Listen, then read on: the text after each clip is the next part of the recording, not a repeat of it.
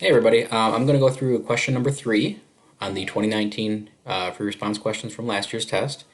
So please follow along. If you haven't tried this, I would recommend at least reading through it before you watch me go through the explanation. This is kind of a beastly question. It's A through H. The good news is part H is related to chapter or unit 8, so that's not applicable to us. But I will be going through A through G in this video for question 3.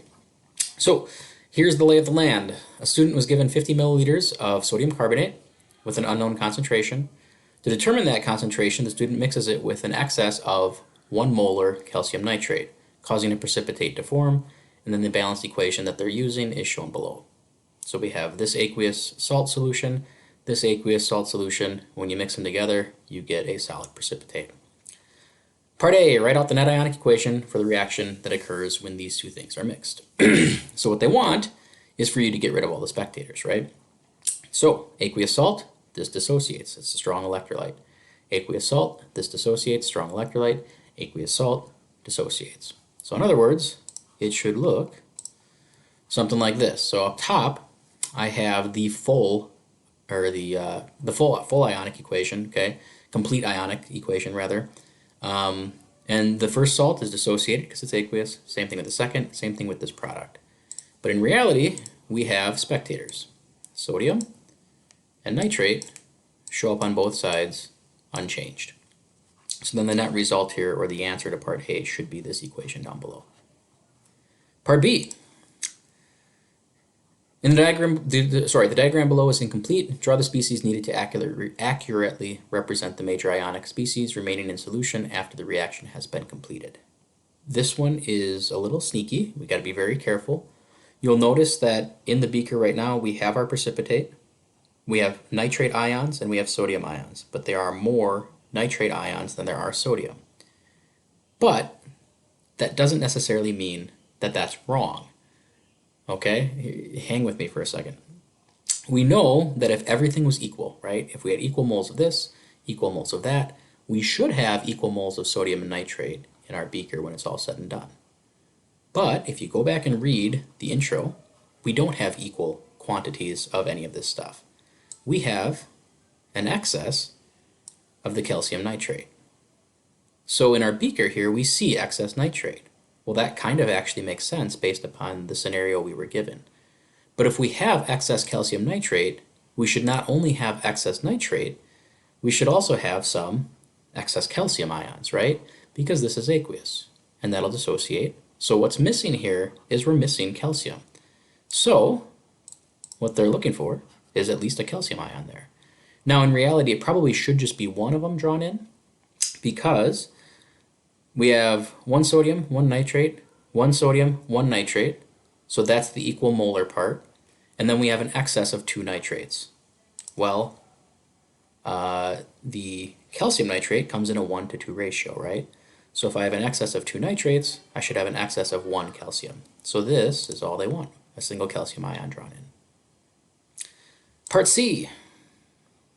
Now we got some math, some factor label stuff. So the student filters and dries the precipitate, and then they record the data. So they had the initial volume of the sodium solution, which we don't know the molarity. We have the initial volume of the calcium solution, which we do know the molarity. And then we have a mass of precipitate when it's all said and done. Determine how many moles of sodium carbonate are in the original solution. So the only way we can do that is we're using this balanced equation. Okay, we're going to do factor label. We know how many grams of this we produced. How many moles of this did we have? That's it. So all we need to do, start with that. Go from grams of calcium carbonate to moles of calcium carbonate using the molar mass.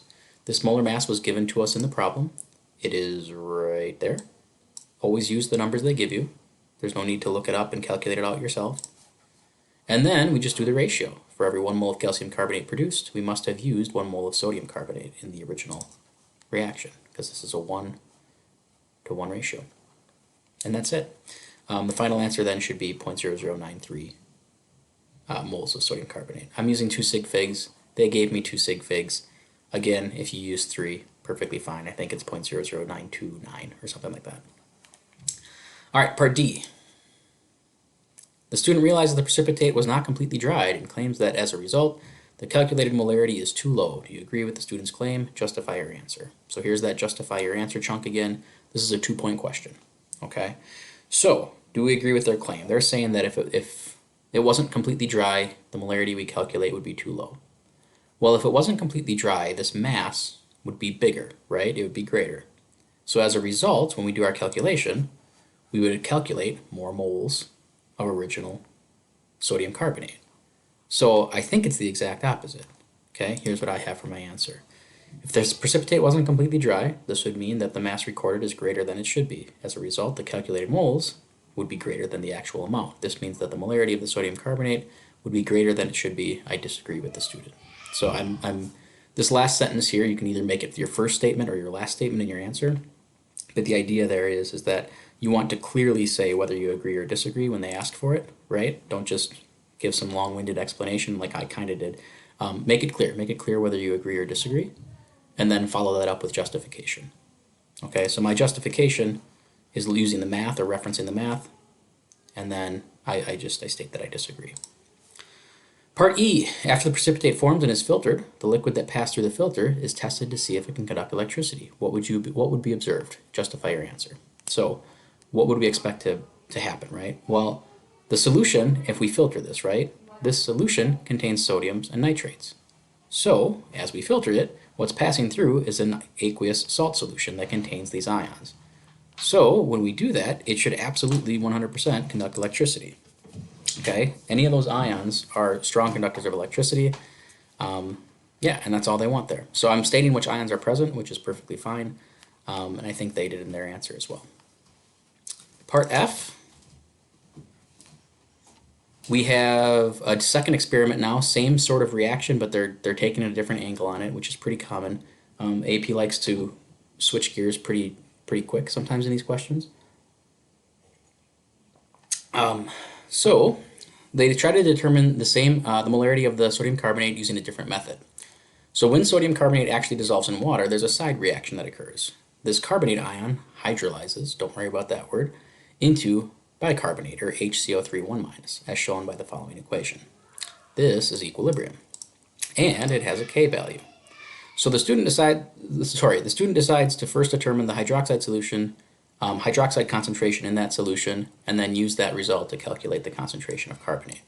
So what could we do, not a titration, to collect data to determine the hydroxide concentration? This sounds complicated because they took away the titration, which feels like maybe the low-hanging fruit, but it's really not hard at all. If you ever want to determine hydrogen ion concentration, hydroxide ion concentration, that's always related to pH. So all we need to say for F1 is, well, use a pH meter. That's it. Again, it feels maybe more complicated, but if you want concentration of hydrogen ions or if you want concentration of hydroxide ions, a pH meter will always get you there. It's easy. You can turn a pH into a hydrogen ion concentration and then calculate hydroxide from that. F2, explain how the student could use the measured value in part 1 to calculate the concentration of carbonate. Don't do any actual calculations, just set it up. This is difficult. I think this is really tough. Essentially, what they want you to do is they want you to set up an ice table, use the equilibrium constant expression, which they have given you, which is nice, and then set this all equal to figure out the concentration of CO3.